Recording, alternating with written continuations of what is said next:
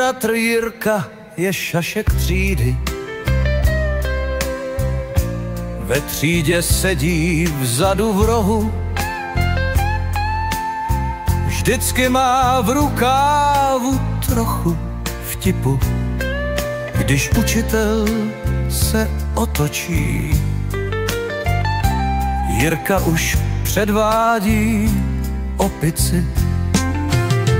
Můj bratr Jirka je šašek třídy, má samý for a divný nápady.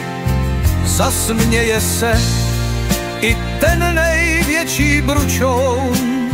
S Jirkou je ve třídě prostě fajn show. Na tělocviku dělá klauna,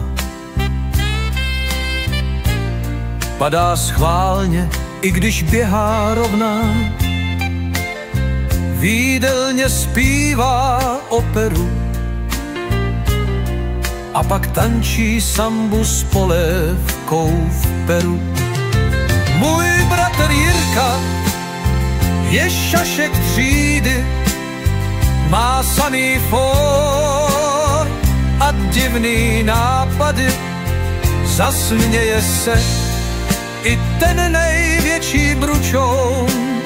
S Jirkou je ve třídě prostě fajn show.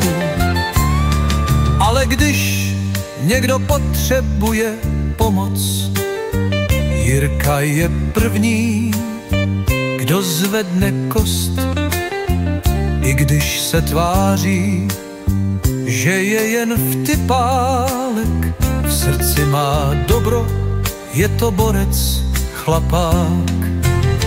Můj bratr Jirka je šašek třídy, ale i hrdina bez medaile.